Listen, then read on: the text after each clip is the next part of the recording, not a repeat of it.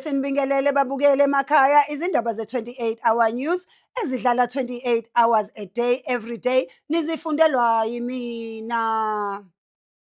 Kubikwa ukuthi abasemazweni athile abangafuni ukuhamba ezweni elithile sebenza okuthile ngoba bethi bafuna ukuhlala ngodli.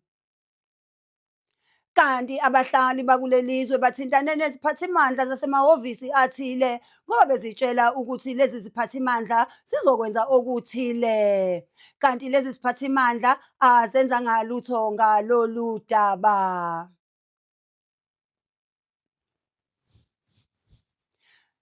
Kanti kubikwa ukuthi laba abangafuni ukuphindela emazweni abo bakhala ngokuthi kulamazwe abavela kuwona kukhona izinto ezithile ezingatholakali.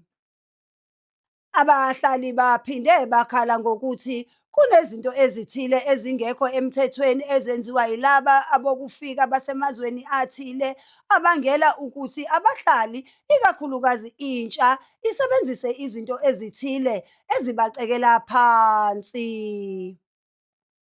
Kanti abahlali babese bethi uma kukhona abambonayo enza okuthile okungekho emthethweni sebezomenza okuthile okuzomenza aqoqe imithwadlana yakhe aphindele lapho avela khona ngesivinini se-Wi-Fi yase-Dubai.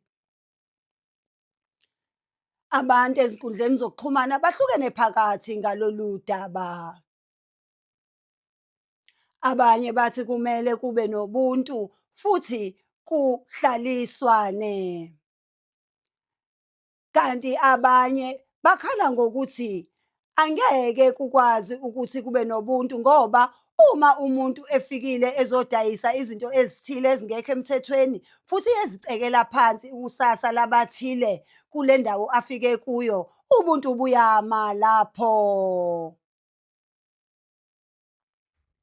Babukele emakhaya, kungabe kuthini okwakho ukuphawula ngalolu daba? Kanti sizibeka lapho ezaleli hora, sizophinde futhi sihlangane uma kugamanxa ihora elithile ngosuku oluthile.